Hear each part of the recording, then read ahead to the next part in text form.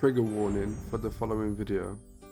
On this day, 35 years ago, on the morning of March 16, 1988, during the closing days of the Iran-Iraq War, Iraqi warplanes and artillery pounded the Kurdish town of Halabja located in northern Iraq with mustard gas and the deadly nerve agent sarin. Growing up, my parents would often tell me and my siblings about what had happened to the people of Halabja. The tragedy that the people of this small city faced during the Iran-Iraq War is beyond unimaginable, and something that every Kurdish kid has grown up since to know about it in order to keep their memories alive and not to forget the inhumane acts that occurred due to war and violence. There were 2 days of conventional bombing before the gas attack, led by a guy called Ali Hassan al-Majid, who was later nicknamed Chemical Ali, and the first cousin of former Iraqi President Saddam Hussein. After the invasion of Iraq in 2003 by the US government, both of them were captured and ordered to be executed by hanging for crimes against humanity. The whole reason why they chose to do a conventional bombing days in advance before the gas attack was to damage infrastructure and break windows so that the gas could effectively kill more people that would be hiding and seeking shelter in bunkers and cellars. It is believed that the attack killed between 3,000 to 5,000 people and injured 7,000 to 10,000 more. Most of them civilians. Thousands more died of complications, diseases and birth defects in the years after the attack. Those that survived the attack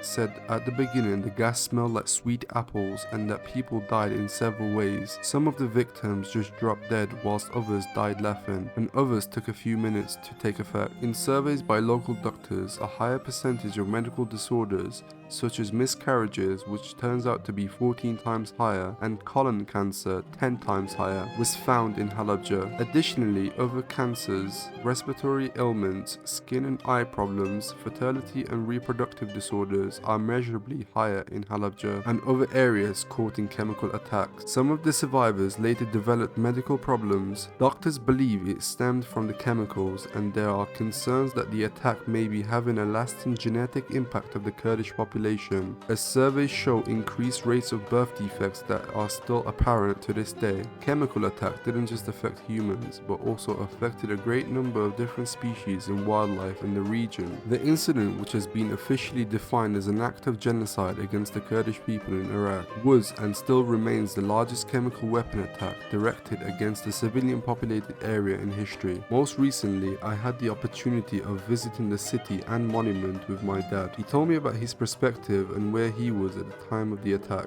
From an architectural standpoint, the monument stands out from the outskirts of the city as you approach it. The inspiration behind the design of the monument is supposed to represent the hands of the people and civilians reaching out to the sky seeking for help.